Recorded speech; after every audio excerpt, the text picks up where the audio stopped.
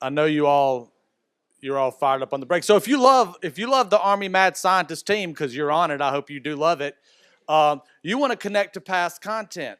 And why is this related to our next presenter? Because the way this works is we're connected every day to bright people who are thinking about things maybe the Army's not hearing all the time. And that's how we came across Dr. Giordano. I can't say his name. Dr. G, he's allowed me to do that. So Dr. G, Jamie Canton, Dr. Jamie Canton, who's a futurist from California, gave a great presentation at our Georgia Tech conference. You can go onto our YouTube channel, Trey.G2 YouTube channel. I really encourage you to listen to that hour presentation by Dr. Canton and listen to what he's saying about the future. But Dr. Canton and Mr. Hondo Gertz, who was here yesterday, who has a team called SoftWorks, and Major Jennifer Snow is an Air Force officer, said, you have to have Dr. G come talk to your community of action. So that's how we were connected to him. So if you're interested in Jennifer Snow, Major Jennifer Snow and Dr. Canton, besides just watching the video on the YouTube channel, you can go to the Modern War Institute out of West Point. Captain John Amble back here in the back, who's one of our teammates as a reservist, but runs all the social media out of that team out of West Point, published a podcast several months ago where we took Dr. Canton and Jennifer Snow and basically did about a 45-minute podcast on AI, autonomy, and the future of warfare. It's phenomenal. You can listen to it on your commute tomorrow. Just go to the Modern War Institute page, go to their podcast, scroll down past the last few, and you can take a listen to that, and I think it'll give you some great ideas. So they connected us to Dr. G, and today we get to hear his presentation. He is the Chief of Neuroethics Program here at Georgetown University, and we're looking forward to your presentation, sir. Now, save the applause for the end. This way the performance pressure isn't too great. And if you don't applaud at the end, I'll realize that I didn't earn my keep. Thank you very much for having me here. I've been working with this community for about the past 10 to 15 years. As per my wonderful introduction, I am a Georgetown faculty member. I'm chief of the Neuroethics Studies program and hold a professorship in both the Department of Neurology as well as the Department of Biochemistry. My particular set of interests have been in the development of advancing areas of neuroscience and neurotechnology, with particular deep dive with regard to neurotech. Neurotech has been one of those things that has been sort of outside of the radar of the biological toxins and weapons conventions and also the chemical weapons conventions until quite recently, when at the last RevCon, the Australia group sort of pitched up and said, you know, you probably need to consider this biological thing a little more broadly and conceive it in terms that are a bit more relevant. Working with someone who I'm sure is familiar to this group, my colleague, Dr. Diane Deulis, now at the National Defense University, and together with Dan Gerstein, who's out at RAND, what we recognize is, yeah, there's a vacancy there, there's a gap. Some of the work that I'm going to talk to you about here today has grown out of our past 10 to 15 years effort looking at neuroscience and technology more broadly, and specifically over the past 10 years effort, specifically looking at its applications in neuroscience and neurotech and national security, intelligence, and defense here in the States in terms of what we can do. But also the bait that I want to throw out is if we can do it, what makes us think that anybody else can't? And increasingly the point I want to drive home is they can. And in some cases they can do it a lot better than we can for a variety of reasons. Some of them technical, very often them being ethical, legal, social issues that then open up a whole range of possibilities and create a much broader palette of opportunity than we may have here in the States. How will we approach that? What will we do about that? Well, we have a panel subsequent to this that deals with ethical, legal issues with regard to biotechnologies and specifically how they're used in the military and operational sphere. But what I'll try to do is at least raise the specter of your suspicion and perhaps of your awareness of what not only is capable right now, but also what may be possible and very probable within the next 5 to 10 years as a horizon of possibility, and what are the ethical, legal, and social issues that need to be addressed. And certainly that sets the stage for the panel. Out of disclosure, some of the work that I'm doing here today is funded by the Lawrence Livermore National Laboratories. I'm also funded by the European Union Human Brain Project, specifically the Sub-Project 12, where I'm a task leader for dual-use brain science. And I've also done some ongoing work with the Strategic Multi-Level Assessment crew over the past 10 years at the Pentagon, that's Dr. Kabayan's group, and with DARPA. Nothing I'm saying here today is wholly representative of any one of those organizations and does not necessarily reflect their opinions or views, but in some cases is strongly aligned with same, as I've been contributory to some of those perspectives. That said, neuroscience and neurotechnology has made ardent leaps over the past 50 years. I already warned the cameraman that I can't stay in one place for too long. It's not the coffee, it's just my makeup. But as you can see, I don't interfere with the screen. This is called below the radar. It's a height thing. Also, I'd like to apologize for two things in advance. I do neuroscience and technology for a living. I may slip into jargon. I'll try not to. But for those of you who are born in this country and you're trying to figure out what country I come from, this is a New York City accent. I've been out of the city for a long time, but this is about as good as it gets. I spent half of my time in Bavaria. I was talking to my German colleague. He understood me a lot better than one of my colleagues from the American South. So that just should predispose you to what's going on here. I apologize for both of those things in advance. What I don't apologize for is the fact that we may be falling behind in our awareness of neuroscience and technology and its capability in the operation of military and warfare sphere.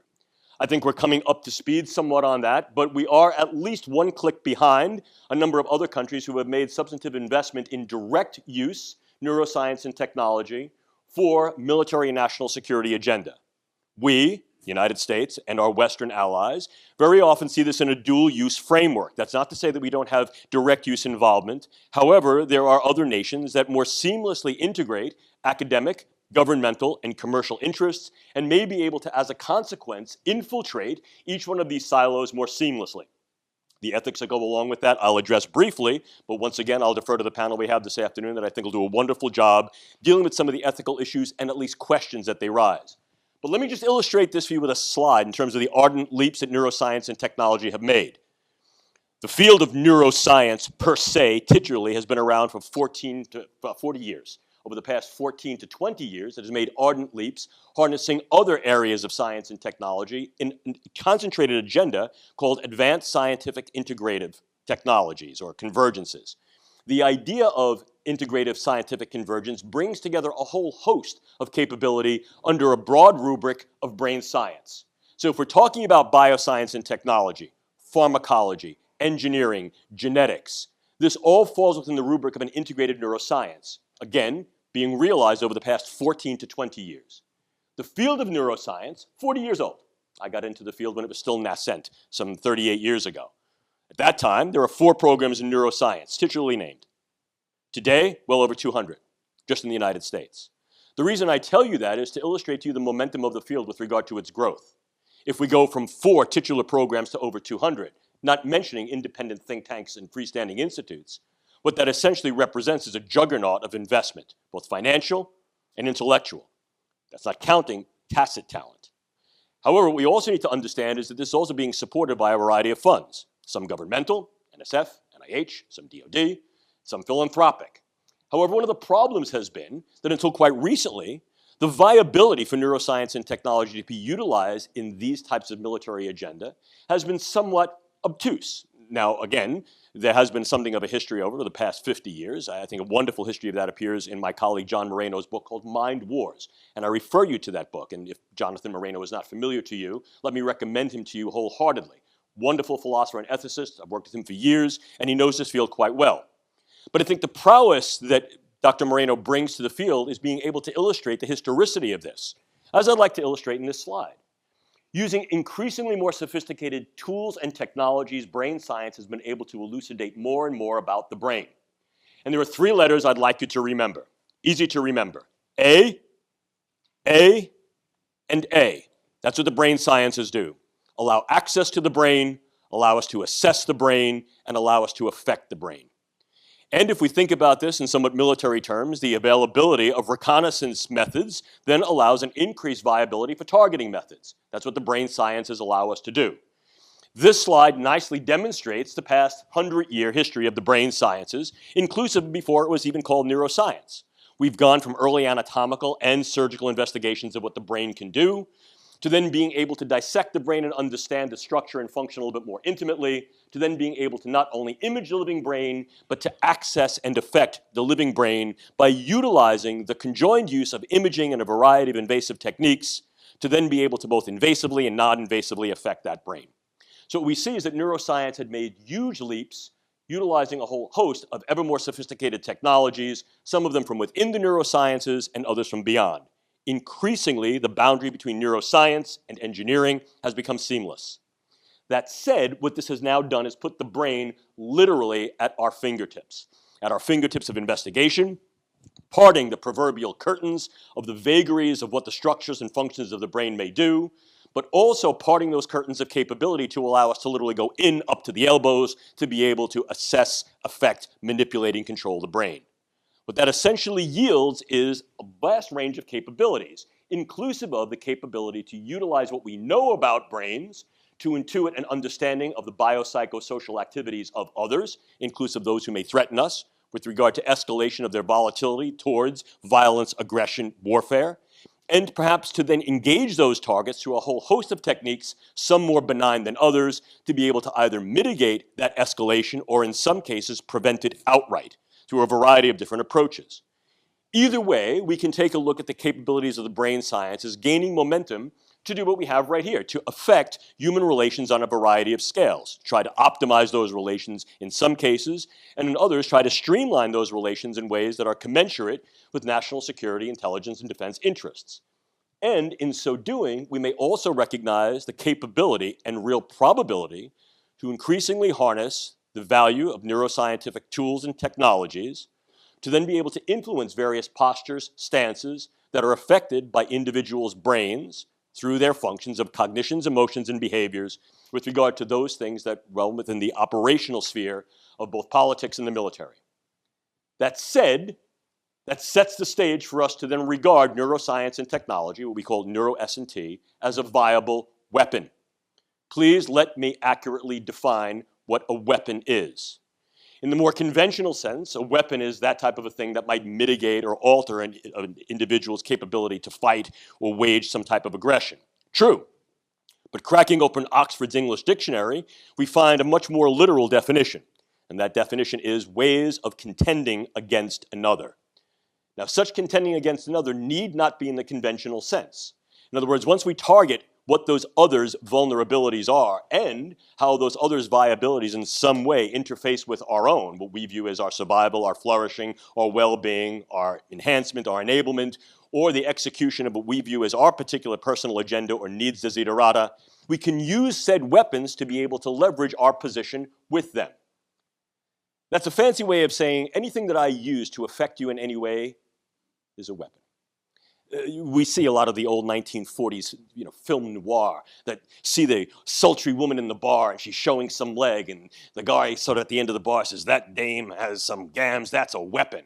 We've also heard the idea of somebody using their sense of humor to disarm someone. They say, "That guy has a sense of humor," or "That woman has a sense of humor," that's a weapon. Are we using that in a destructive sense? No, not necessarily. We're using that in an ameliorative sense so as to be able to alter their behavior in a means of contending against another. So what I want you to do is I want you to hold both of these definitions to mind when considering the viable weaponization of the brain sciences and what that means. So if we take a look at what is capable here, we see that neurosciences can, are, and increasingly will be used as weapons in these contexts. And these contexts then assume two discrete operational windows of opportunity. First are soft weapons. Now what we're doing is we're advancing neuroscience and technology in their conventional silos of operational use within medicine, within the public domain, within the commercial domain, so as to gain economic leverage on global market stages, as well as perhaps engaging them in dual or direct use within intelligence and psychological operations.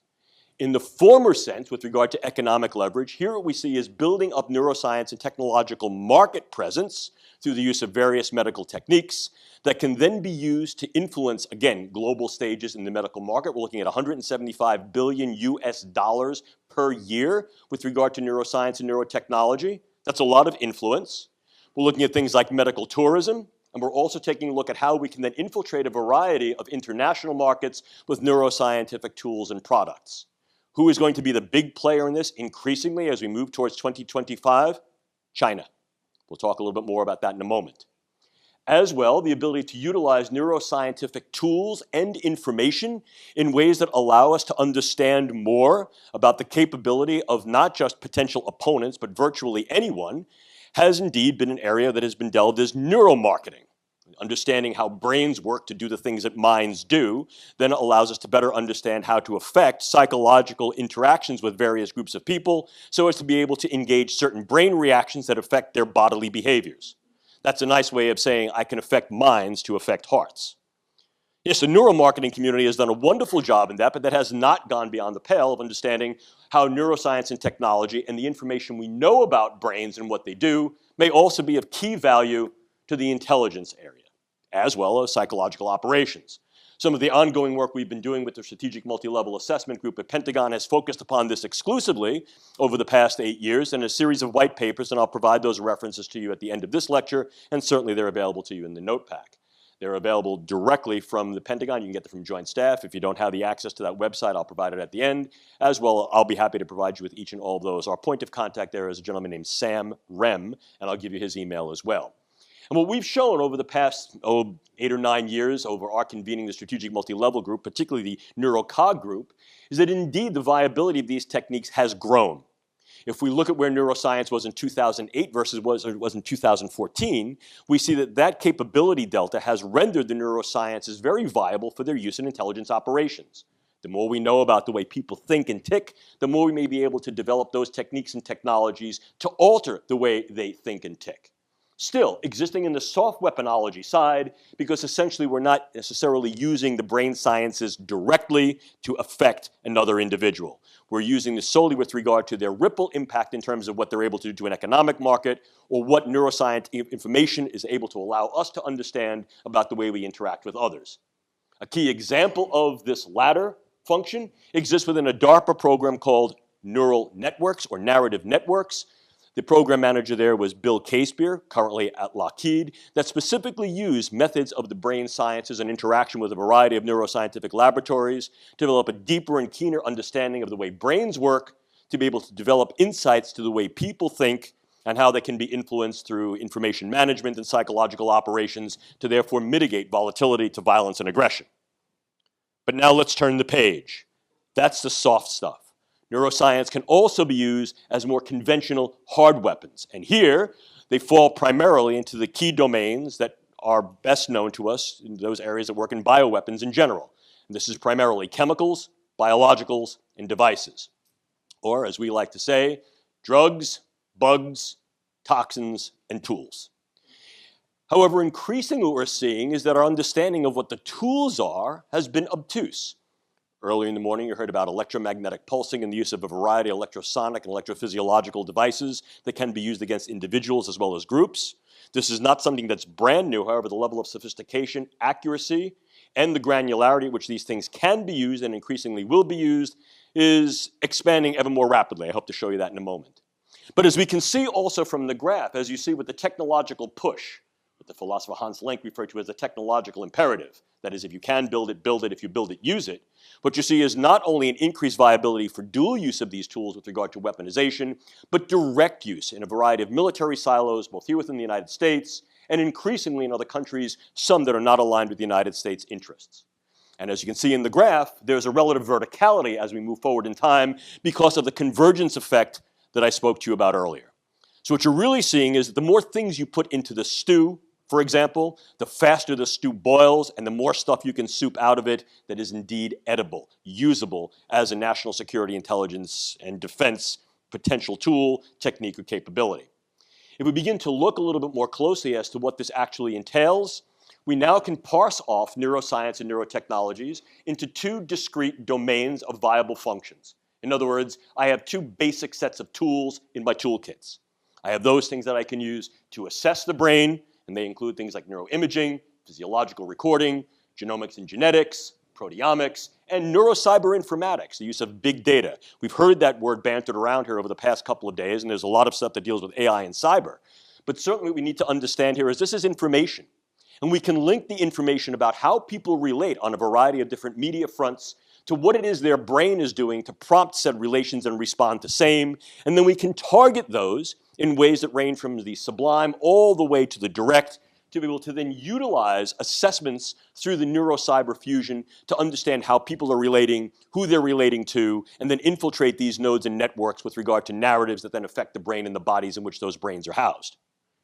And we have interventional techniques that also link cyberlink neurocognitive manipulation, as I've just said, but then move ever more deeply into the biological range. And here's where we really get into newer drugs, newer microbiologicals, and some revision of the extant microbiologicals, viruses, bacteria, and the like, organic toxins, some that we have in our current toolkit, some that can be modified through genetic editing, which we'll talk about in a bit later, and the idea of these neurotechnologicals that represents something of a new battlescape frontier. That said, how can we use these in directly operational ways to be able to enhance, change, or modify the battlescape? Essentially, what does it mean to engage battlescape brain? Well, this is what we have. If we first look at the capability of utilizing these in intelligence, surveillance, and reconnaissance, what I offer you is something that our group has been bantering around for the past few years, which is something called NeurInt. NeurInt basically builds upon existing capabilities in human intelligence, signal intelligence, communications intelligence, to be able to harness each and all of these in a synergistic way and couple these with an understanding of the way human brains work. It takes the level of interaction and intelligence operations and grounds it to an understanding of brain function, and then re-operationalize it to affect brain function, as we said earlier, through either neurocyber fusion or by augmenting the intelligence analyst. What we're now doing is we're engaging two essential functions. Number one, that is analyst-based. Now we're optimizing the analyst function through the use of brain-machine interfacing. So now we're able to see how the brain is processing information, and in some cases use a variety of techniques to modify that, optimize that, enable that, and or enhance that, which creates a leftward shift in the intelligence acquisition curve so as to be able to increase the capability of parsing signal from noise. And on the other side, we're learning more about the way individuals who are the targets of intelligence operate. As a consequence of that, what we can then do is manipulate intelligence in a proactive way. Once again, this is what we call NeurInt. I only have an hour with you, and there's a lot of material. So what I'll be giving you here is essentially drinking out of the fire hose and soaking you with this. If you're interested in a deeper dive, I'll be happy to provide it either during a break. I'll also provide you with a variety of references that allow your reading material to go vertical. The other access here is that we can use a variety of different techniques to gain insight to the way people think and then engage what's known as individual to group and group to individual comparisons and normativity. One of the issues that comes up here over and over again is what represents a prototypic individual from a given culture. However, what we are finding is that within particular culture, cultural groups, and even contexts of social groups, individuals can indeed be prototypic and as a consequence can be used paradigmatically to assess one brain, compare with other brains that are prototypic and paradigmatic for that group, and therefore make generalizations about the way certain brains will work of those types of individuals who may have key biological characteristics, social characteristics, and psychological characteristics within that group. Is there a level of abstraction that needs to be engaged here? Yes. Are we actually modeling what that level of abstraction is so we can develop a quasi-calculus to determine what a ratio delta is for what their brains are doing and what they're doing? So as we're able to have what's called an extrapolation factor? Indeed we are. And that's some of the work that I'll provide for you and also some of the work that appears in our white papers. How we're going about doing this is utilizing a whole host of different aspects for recording and being able to assess how brains work. But on the assessment side, that may provide us also with some indices of what targets may be controllable, manipulable, and accessible to allow that individual to be somewhat more divulgent of information. It's a very nice way of saying we can also target the brain as a viability for interrogation. This is a very touchy area. Obviously, some of the recent debate and certainly some of the recent proceedings with regard to psychological interrogation of prisoners has raised the specter of what is ethically viable, what is capable, and what that interface may be. One of the things that our group has been very concerned about that I'm sure will be addressed in panels subsequently this afternoon is the ethics of using these techniques and technologies. And this is one of the areas that remains provocative, if not contentious. Can we engage these areas of the brain sciences, pharmacology, stimulation, integrated assessments with an individual who's then sent back into their particular community with biosensors on board, so as to be able to decrease the net harms that are incurred to any individual, and yet do so in a way that allows maximum extraction of information? So if I don't have to harm an individual via interrogation, I don't have to use some form of threat or some actual form of burden or harm, yet I can extract information more effectively and efficiently, is that indeed ethically justifiable? One might think as a simple knee-jerk reaction that, in fact, the answer is yes.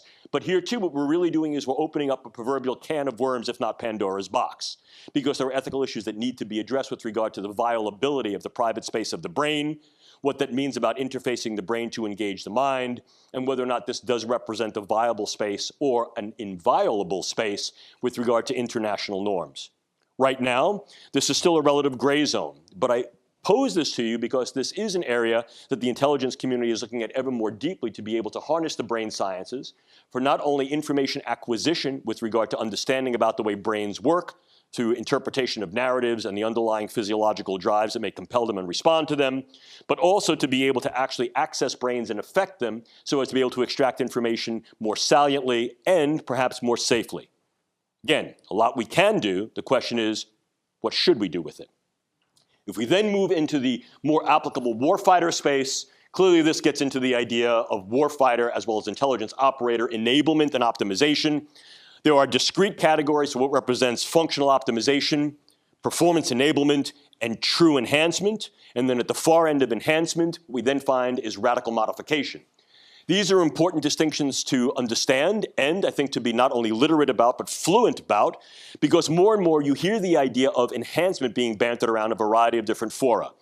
I think there's something too generalist to that, and I think there's also a public response that goes along to that. Operationally defining these terms and defining them in terms that have great meaning, as well as opening up particular ethical, legal, and social issues is important to do.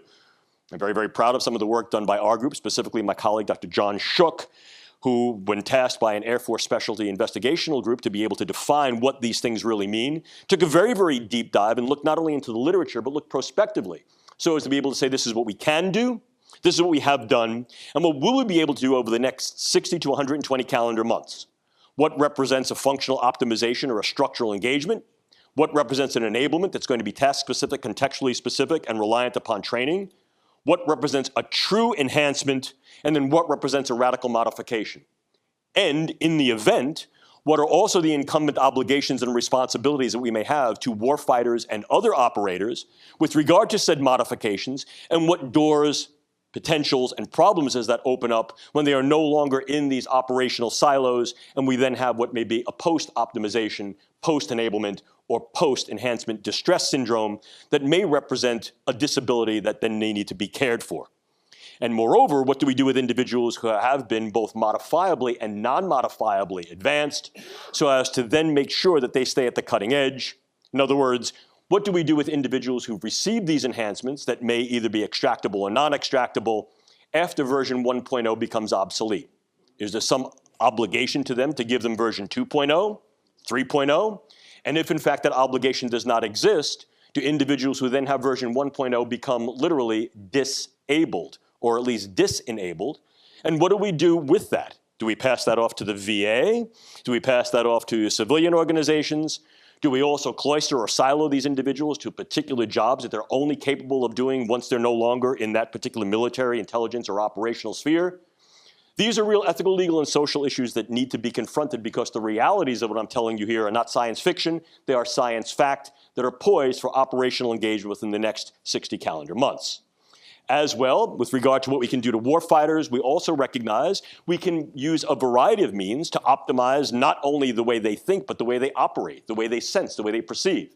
Some of the ongoing work, for example, my colleagues at Lawrence Livermore National Laboratories are doing are engaging certain forms of prosthetic that change the sensibilities and sensitivities of a variety of our different sensoria, for example, eye, ear, and touch. We recognize that through the use of orthotics, prosthetics, and indwelling and externally dwelling devices, we can modify these sensoria to essentially make an individual have what's called bat ear, dog's nose, bird's eye. So what we can do is we can take the normal individual that exists within what we'll call a Gaussian distribution of normal physiological range of performance, what I can see, what I can hear, what I can smell, and what I can touch. And we'll be able to modify that. So now we may have an individual who is now able to see on a broader spectrum of light, an individual who can see into the infrared or ultraviolet range, or more accurately at a distance. An individual who can hear hypersonically or ultrasonically. An individual who has higher tactile sensibilities and sensitivities. The olfactory system is a little bit more difficult because of the way it's hardwired in the brain, but it too is not impenetrable, although it needs something a more sophisticated implant. The other forms of implants are rather simple. They involve putting something in the eye, running a very thin fiber optic wire into key areas of the brain, and suddenly you have an individual who sees a much broader spectrum of light than the normal individual. So what we can actually do is we can not only work within the normal range of enablement and optimization, we can also go beyond that into these radical modifications. And here, what we're seeing is the capability to do that. And although we may have some qualms about doing this, please understand that is not classified technology. that's being used in the medical range, and as a consequence of that, this is intellectual property that is broadly distributable. Here, once again, there are discrete programs that are actually dedicated to just this type of thing that are ongoing in China and represent the key focus of their next 5-year plan. As well, we can develop a variety of different drugs that can be used in war-fighting scenarios. Now, what I want to make sure you understand is that these drugs can not only enhance the warfighter with regard to maximizing their particular capability, but can also be used to maximize war-fighting capability by then affecting others. So clearly, I can affect others by either what I'm doing, making me better, or what I do to them, making them, quote, less better, or at very, very least, not wanting to fight. In the main, these are indeed weapons of mass disruption, not destruction. And the reason that I mention this to you is that that absence of mass destruction has in some cases veiled them for closer scrutiny, but the disruptive effect can be huge. So for example, one of the things that we can do is we can use a variety of these new forms of drugs that target specific functions of the nervous system, such things like affiliation, amelioration, attitudes, behaviors, and cognitions, and we can target key individuals. Earlier this morning, we had a general who spoke to all of us, and he gave us a very rousing message and talked to us how specifically we need to engage science and technology. If I were, for example, able to modify the coffee that he drank, the water that he drank this morning, with an undetectable chemical that was delivered at a very, very low range, and he gets up before you and he says, "This is all bunk, ladies and gentlemen, you shouldn't be here in this room. I don't believe a word of what I'm going to hear, and my particular concern is, with regard to the United States Army, is we should move in other directions, and we should basically work on potting flowering plants." You'd think one of two things. Either he's completely gone wackadoodle and lost his rocker, or I'm going to follow this guy to the end of the earth because he's not only a power-driven leader, he is in fact a charismatic leader who I believe in.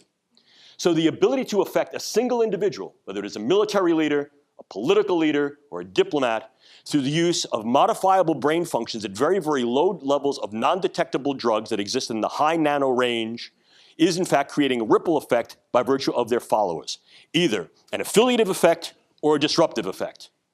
Moreover, we recognize we can also use a variety of microbiological agents to incur a whole host of morbidities, but not necessarily mortality.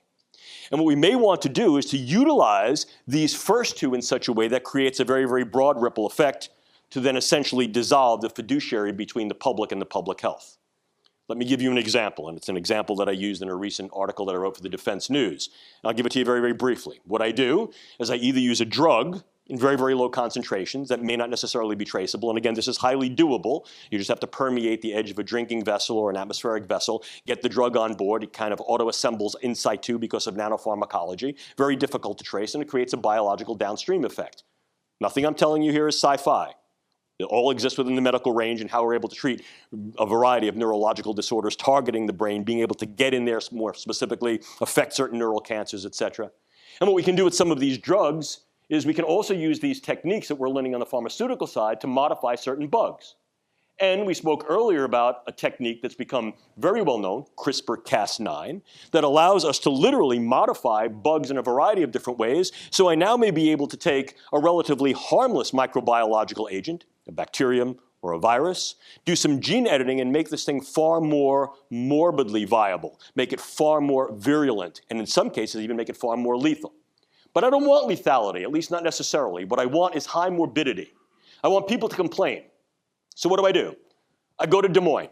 Ladies and gentlemen and people on the screen, I have nothing against Des Moines. I lived there for 4 years. I go to Des Moines. I infect a couple of sentinel cases in Des Moines. I go to Seattle. I infect a couple of cases there. I go to North Carolina. I go to Wisconsin. What I'm doing is I'm using a dispersion methodology to be able to infect sentinel cases with a highly morbid condition. These individuals complain. Again, this is a central nervous system condition. So they're complaining of whatever the bug may do. It'll produce some cascade of neurological and neuropsychiatric signs and symptoms. And then what I do, the real bug that I use is the internet. I take attribution for that. Yes, I'm a terrorist group. And I have done this by infecting them with a highly lethal agent, and the first signs and symptoms of lethality are X, Y, and Z. These people are really sick with this. But then I say, others who are also infected will show subdromal, predromal signs of lethality, and what that will be is anxiety, sleeplessness, agitation.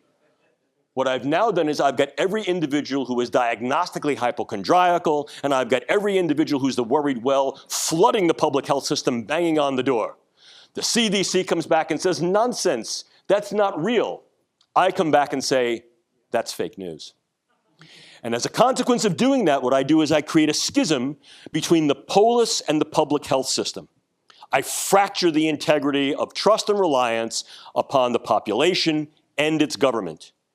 And of course, I'll be able to then incur a ripple effect. And if you want to see what this looks like in action, all you need is look back at those days prior to or post 9/11, when individuals were sort of sending white powder through the mail and everything was anthrax. Real story. We had a scare at my institution, and I was in Houston at that time, at my institution, where they literally called in the public safety works, the fire department and EMTs, because someone had spilled the sugar, all over a set of envelopes and left it in the mailroom. Panic. Panic. Is this viable? Is this capable? Of course it is. Are there other scenarios that individuals could spin? Yes, absolutely. Moreover, you heard earlier about the idea of nanoparticulate matter that can be utilized in a weaponizable way. And here too, we're looking very, very strongly at what nanoparticulate matter can do to the nervous system. Some ongoing studies with our colleagues in the medical branches of NATO have in fact shown that the use of nanoparticulate matter in a scatter arrangement can be used to incur what looks to be broad-scale epidemiological stroke epidemics. So what we're able to do here is infiltrate the brain space with nanoparticulate matter that aggregates in situ, on site in the brain, and does one of two things. Either penetrates from the vascular space, gets in through the bloodstream, gets in through the nose, through the mucosa, or infiltrates the vascular space and clogs it. What is the result? What's called a nanoparticulate stroke, or a hemorrhagic diathesis, fancy word, for it's a predisposition to individuals having brain bleeds. Demonstrated? Oh, absolutely. We're able to show animal models of same, and the Italian group has done a fair amount of work demonstrating that nanoparticulate matter can be highly disruptive, not only of brain vascularity, but brain function. You may not necessarily incur a stroke, but you're going to begin to disrupt the network properties of the brain, and as a result, engage something more of a long wars effect through the use of these types of matters, where you now begin to influence the population in increasingly concentric circles of expansion. Moreover, you heard earlier, and I'm not going to beleaguer the point of the idea of neurosensory devices and a whole host of trans and intracranial pulse stimulators. And of course, these can be used for a variety of things with key individuals. Once again, particularly when it comes to trans and intracranial devices, I'm not looking for this to be weapons of mass use. I'm looking to target key individuals who may then be influential to relative aspects of their representative groups. I can affect individuals' brain functions in a variety of different ways, both positively and negatively, by engaging or disengaging nodes and networks of the brain that therefore affect their cognitions, emotions, and ultimately their behaviors. Moreover, by understanding the way the brain works as nodes and networks and not as key sites that are doing any particular thing, I can also utilize various forms of electromagnetic radiation and energy to be able to disrupt brain function. The brain is an electromagnetic organ, and like any other electromagnetic substance, the integrity of those networks is reliant upon the electromagnetic pulses that flow in between them. Utilizing electromagnetic sensory and disruptive devices in this way, with ever greater fidelity and with ever greater granularity, can be used as not only an organ against individuals, but against groups. And in fact, this is some of the work that we've seen that has been conducted previously in what was the Soviet Union, now Russia, and also China is looking very, very deeply into what electromagnetic pulse generation can do to the brain with regard to treating diseases and also incurring certain disease states in individuals who may then be susceptible, who may be exposed to such pulses. Of course, the dual-use viability of that becomes evident. Something my colleague Jamie Canton likes to play with an awful lot is the idea of specialized neural operations. And here, once again, we're talking about the use of either drugs and or devices to modify the integrity of brain function that we realize can also modify individuals' perception of time and space. We talked earlier about how these may be used in interrogation scenarios, and this too may be used against key individuals to be able to modify their perception of time, their perception of what occurred and what did not, memory modification, etc. If we keep pushing the envelope a little more, we need not limit neurological modification, engagement, and weaponology to the human frontier, who may recognize also that anything biological can then be weaponized. Here what we're talking about primarily is the idea of weaponized non-human animal drones. And clearly the one that comes to mind is something referred to as the DARPA Beetle. This is nothing prototypic. This was a research, development, test, evaluation, and small-scale use enterprise where DARPA was looking to understand how to affect the nervous system of a living organism through the use of integrated biosensors and engaging articulative devices. And what the DARPA beetle, as well as the DARPA fly, demonstrated pretty well is that we can harness the nervous system of an insect, particularly a fairly large insect such as a beetle of this magnitude, as well as smaller insects the size of a large bee and perhaps a large fly, as we'll see subsequently. And by harnessing into their nervous system through the use of very, very fine-scale wiring and the use of optogenetics, coupled with an onboard battery pack that is solar sensitive, so the battery never runs out, and the use of onboard RFID sensors that allow us real scale, both sensing and communication with that simulatory pack, it allows us to engage the nervous system of that organism. So that would be as if I'm saying I take a particular thing, I strap it onto my bug, I infiltrate that bug's nervous system, and I control the way it moves. By controlling the way it moves, I control the way it goes. I control its wings pattern. I control where it hovers, where it flies, where it articulates. And what I can also do is I can then couple this to a very, very small scale set of either biosensors or cameras. And what I basically have here is a biodrone. I can go one step further on. I can also impregnate that individual organism, with a very small-scale weaponizable delivery mode. In other words, if I'm using a very, very small-scale bioweapon, such as a very potent organotoxin, or the delivery of a very small level of microbes that we know can either replicate and infect, or is genetically modified to have a very, very high morbidity effect, I can then utilize this not only as a reconnaissance drone, but also as an infiltrative weaponizable drone that can then deliver some payload to a specifically small and contained group in a very specialized way, or if I use enough of them, an ever-expanding larger group. Now, obviously, the reason that DARPA was looking to do this was primarily to understand how nervous systems work and maybe then engage through a variety of techniques. This has now been commercialized into a group that is called Dragonfly. And although Dragonfly explicitly states that their funding has not come from the Department of Defense, and that their iteration of this type of device and integration of a biological organism is not for weaponizable purposes, I think that the potential dual use is evident for any and all to be able to observe the viability of this type of thing to create, essentially, a biological or cyborg drone. So, what I've hoped to have shown you over the past few minutes is essentially this, that neuroscience and neurotechnology are indeed relatively facile. You can get this stuff right off the shelf. There are dedicated efforts to it, not only here in the United States and among our allies, but internationally. And of course, that there is being conducted by a variety of nations, and in some cases, particularly based upon some do-it-yourself stuff that I'll talk about in a moment, this then obviously gives us a much wider opportunity space of not only nations, but non-state actors. The variety of applications that I hope to have shown you. And I think the caveat here is that a lack of commitment on our part does not necessarily mean a lack of commitment on others. In fact, if we see that this is going to be ethically, legally, socially problematic, it becomes important for us to deal with what those issues and problems are, on the one hand, and on the other, to address them specifically. Why? Because increasingly neuroscience and neurotechnology is being conducted on the world stage. It is being conducted on the world stage for medical purposes, but the dual usability of brain science and its technologies, as I've hoped to have shown you, is not only evident, it is realizable and operationalizable now, and certainly is on a trajectory towards increased operationalizability over the next 5 to 10 years. Some of the work that I've done with the ongoing support of Lawrence Livermore National Laboratories has taken a deep dive into the efforts of China into neuroscience and neurotechnology, and we see this both as tactically labile, that is to be executed now for key purposes in medicine, public life, inclusive of public life beyond what may be the public sphere, but also social life, inclusive of political and the military, and things that are more strategically latent. In other words, in 5 to 10 years, what can be done now to then engage latency on the world stage, both with regard to soft effect and hard effect. Other countries include Russia, and you'll hear more about Russia, not only in the course of this conference yesterday and today, but also some of the ongoing work of this group that is focused on Russia, and some of our ongoing work is now looking to Russia with regard primarily to the way they're funding a variety of non-state actors, certainly India, Iran, North Korea, and South America. And I think one of the other things that becomes important for us to understand is that these efforts are not necessarily wholly conducted in state-level laboratories, university laboratories, or institutionally. Increasingly what we're seeing is a rising cadre of do-it-yourself brain science. This is colloquially referred to as neurobiohacking. And indeed, the biohacking community is of significant interest, that there's been an ongoing investment and engagement of the Federal Bureau of Investigation with the biohacking community here in the United States, so as to ensure that what they're doing is not only technically right, but is also ethical, legally good, and to also ensure that this community does not render itself vulnerable to infiltration from external sources who may have capricious, if not nefarious, interests in infiltrating said communities towards creating products, outcomes, and tools that may be disruptive to the public health, public safety, and national security.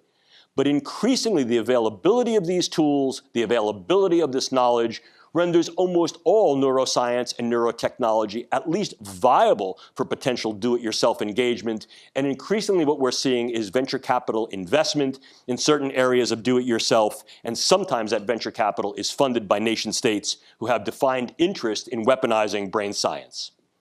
That said, I think what we need to understand, as I mentioned before, is that what we can do is provocative, what we should do remains at issue. We've seen this as a superspeedway. Indeed, there are a lot of players, lots of lanes, many, many vehicles. The pace is fast, the prizes potentially in a variety of fields, both medical as well as economic, and certainly within military are big, and there are risks and hazards. The question then becomes, are there race rules that all can participate and play along with or not, and are there race restrictions? Obviously, if we look at some of the ethical, legal, and social issues, they may be parsed into two domains. Those that are focal to the technology, it's new. These are unknown frontiers of science and tech. We don't know everything about the brain. There are, as we say, persistent hard questions. We don't know how the great stuff of cognition, emotions, and behaviors actually arise from the gray stuff of those soupy, sparking neurons.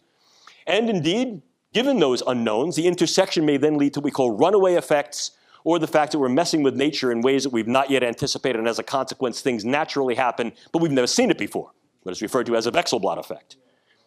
And of course, what we need to understand as well is that there are a whole host of ethical, legal issues. I'm not going to go down the rabbit hole. We have the panel that deals with that and will hold those issues forth.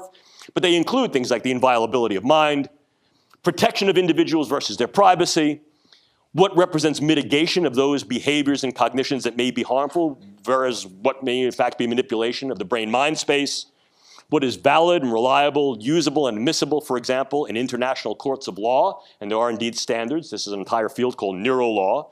And the idea of what represents norms in a pluralized global society, what we may view as ethically disruptive, problematic, or in some cases distasteful, in other countries and other cultures may not be so. How might we approach this? Well, we were tasked with this a couple of years ago, and we developed something called the Operational Neuroscience and Technology Risk Assessment and Mitigation Paradigm. Since, in fact, it was a speedway, we figured, well, let's do something to get us on the on-ramp. And what this really involves is the need to evaluate neuroscientific capabilities and their limitations, realistically, through a lens of what is capable now, what are the limitations, do those limitations throw down a challenge and opportunity for delimitations, and look within a 10-year time span. What are the parameters of possible use, particularly of interest in this space, in national security, intelligence, defense, and warfare operations? What are the benefit, risk, and harm parameters that need to be thrown into any calculus of ethical balance? And then frame these within context of application. This isn't new. Brzezinski addressed this some 40 years ago, recognizing that the brain could and probably will be the next battlespace. We are now poised precipitously on the reality of that challenge. How do we actually navigate that space? Well, this is a work in progress. Obviously, identifying threats and harms, creating strategies, modeling effectively, not just in a speculative way, but in a preparedness way, that becomes critical. There are indeed contingencies and exigencies that need to be modeled into this calculus. These include the technical rightness of any neuroscientific and technological use in national security, defining that we are using the technologies and techniques in the right ways. And although one may think that's axiomatic, it is not very often. We're using them in particular ways and extracting meanings from them that are not apparent. This happens all the time with neuroimaging. Moreover, situational variables that are germane to national security use, evaluation and revision of existing ethical guidelines, and our group has worked with that to some extent, and then establishing real frameworks that are not only viable nationally. As we said, I think the agenda here is that we don't necessarily want to play a fair fight, and I think that's true with virtually every military operation. Let's face it, some of this stuff may need to have some type of protective parentalism. It may need to be somewhat classified. I don't want to show the other team my playbook on Saturday and expect to win the game on Sunday. But by the same token, there needs to be some level of transparency to engage the public in what this discourse is, so that yes, we can achieve the mission but do so in such a way that is morally sound and so as to keep our honor clean. So the question then becomes, what ethics? I don't necessarily have the answer for you. Some of the ongoing work of our group, together with my colleagues Michael Tennyson and John Moreno, have explored what ethical possibilities might be viable for such applications. Civilian ethics, well, what type? And my colleague Linda McDonald-Glenn deals an awful lot with science and technology ethics, and she'll be on the panel this afternoon and have a specific lecture dealing with those. The question is, are they enough? Are civilian ethics that deal with science and technology adequate and sufficient? Biomedical ethics. Here, understand the principal maxim is doing good, but what does the good mean when we're looking at these in national security, intelligence, and defense agenda? Military ethics. Well, what military ethics do we use? Justification for warfare, just use and fair use in warfare. In which case, we're taking a look at things like proportionality, we're taking a look at things like relativity, we're taking a look at extent of use. And where would we use neuroscientific and neurotechnological capability? In a preventive way, in a responsive way? And if in fact we're trying to use these preventively, might perhaps an older Augustinian maxim, that is, jus contra bellum, justification for use to prevent war, open up a broader index of ethical possibilities? And if that's the case, how might these then be leveraged on the world stage? In other words, what might be good for us might not be good somewhere else. And what then do we do with regard to the military-civilian balance, with regard to things like transparency and the individual who may have been a military operator at one point in their life and then come back into civilian life on another point in their life?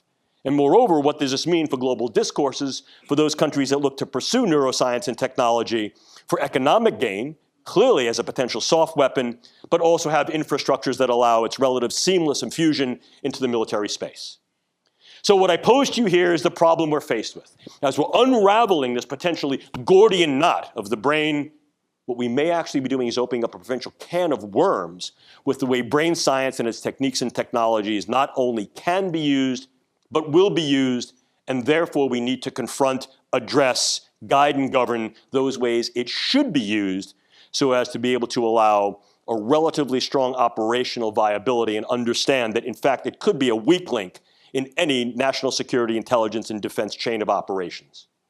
But by saying that, what I also want to communicate to you is the importance of the subsequent panel and any lecture, anyone who's dealing with the ethical, legal, and social issues.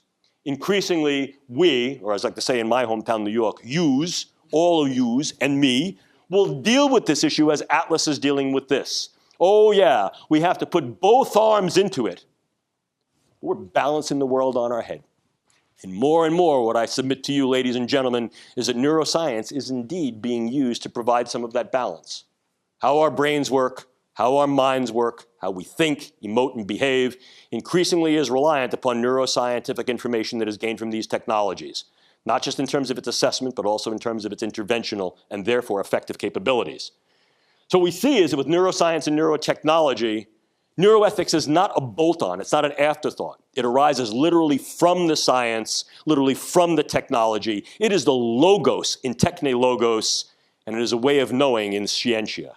If we're going to engage the brain sciences, which we are, we have to take a rational accounting for its use, potential misuse, and those of us who are using it in a variety of theaters, this being one of them. Because with that great capability comes tremendous power. And you know as well as I, with great power comes great responsibility.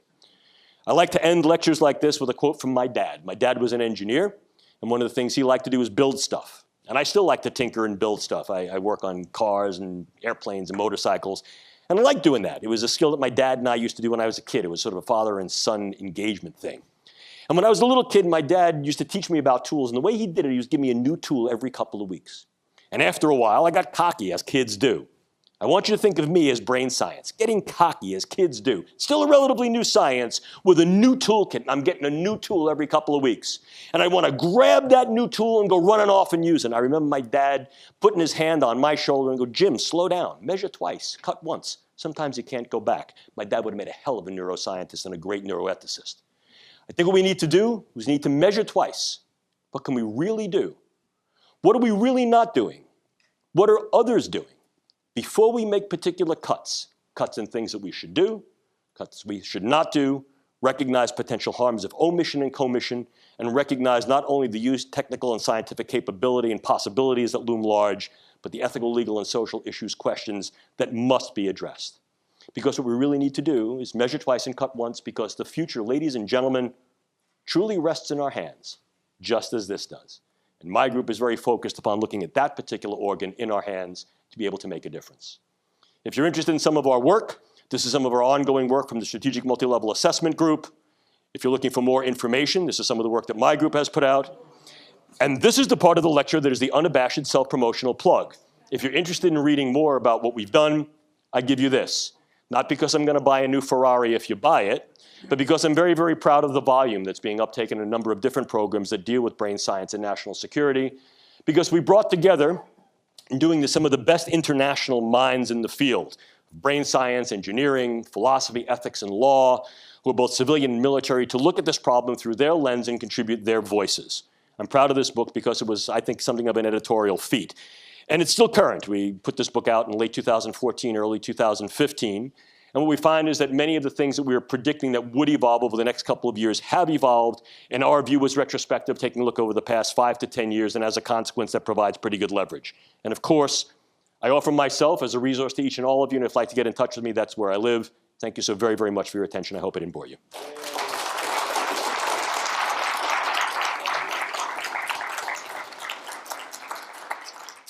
Question you want to ask? Sir, I'm Bob Warburg from the United States Army Special Operations Command. I'm the G9, so I'm working concepts, experimentation, wargaming. So some of this is a readback for possible correction or amplification. And so one of our key findings, sir, from our silent quest, which mirrors the Army's unified quest line of experimentation, we're in a hyper-connected, globally scaled information environment. Leave that on the table for a bit. That we're competing in near real time for the physical, cognitive, and moral security and adequate governance of populations. Physical security, are you safe from harm? Cognitive security, does the narrative make sense? And then moral security, is it right within your given value set? We're exploring this concept of cognitive maneuver, and in our line of experimentation as a synthesis between cognitive and physical maneuver. I know that we'll talk about that later today. But my real question to you, sir, that's the setup for the question here, is sounds like there's a need to perceive strategic indications and warnings in the cognitive space. We have a methodology for doing that, of course, during the deterrence era and all of that. We've done, as has the Army, a lot of work on Russian new generation warfare, their approach to the battle space of the mind. Specifically, when you see little green men off to the left of that, there's been little gray men. And here's the final point, which is what you're really talking about, sir, is when do we see the little gray thoughts out there in the environment where the various influence activities have occurred? So have you done some work with in the various entities that you touch on strategic indications and warnings in the cognitive space, sir? Yes and no. I think it's very difficult to be able to be fully strategic with regard to the use of these techniques and technologies. They're far more tactically operable at this point. I think one of the problems you have is how much of a strategically latent or how much of a strategically extrapolative viability these techniques and technologies actually offer. The more proximate you get with regard to certain brain functions and cognitive functions, relating those, and then saying that X leads to Y leads to Z, I think the safer you're going to be. Extrapolating out between particular time points of trying to relate cognitive and or behavioral actions to key brain functions gets to be problematic right now. Right now. However, the caveat is something that you've already alluded to. As more information becomes available, in other words, as we utilize that information in key big data initiatives as a force multiplier with regard to the viability of use of brain sciences, both in medicine as well as perhaps in dual use agendas, military being one, what we begin to see is the availability of information, access to that information, and usability of information increases, point one. Point two, as more of the various points create a nexus to each other through said big data approaches, the variety of techniques and technologies and multi-level and multi-type of information, multimodal information, then becomes available in a more cohesive way. This alludes back to the point that I mentioned earlier about integrative scientific convergence. So the question is, at what point will we get true enough fusion to be able to make viable predictions beyond the proximate or near future window? My estimation there is we're probably about 3 to 5 years off in being able to make those levels of correlation that are strong enough correlations to suffice, real word, satisfactorily sufficient, to be able to not only make particular predictions, but to utilize those predictions as actionable precepts upon which to then engage. So my feeling is, based upon what I've sensed from this community, is we're looking once again here at about a 48 calendar month realization window, based upon, number one, the types and techniques and understandings that we're able to gain from the current toolkit. Number two, the limitations that those toolkits present with regard to their approaches, their methods, and the data that come out of them. Number three, the need to be able to assimilate and synthesize those data into a cogent picture and at the same time maintain key issues of privacy and provenance. And number four, then moving that into an operationalizable way that this can be pulled down in real time so as to make proximate to more distal predictions that are then going to hold to be viable, correlational, and therefore actionable. So we can talk individually a little bit more about what that means. I mean, people are probably clamoring for lunch. But I think this is what you're seeing. And there is indeed discrete agenda that is explicitly and axiomatically moving to use just that type of thing. I think where you've evidenced some of that, again, is Narrative Networks program coming out of DARPA. I think that things that were derivative from that, some of the IARPA initiatives that were based upon that and are trying to move on some of the initial findings and the initial results are instrumental to that. And some of the work, of course, in SOCOM that has been very, very interested in whether or not we can use various types of data in a predictive way and what the viability and value is of that. Excellent question. My pleasure. So here's the question. Who thinks Dr. G's a real mad scientist?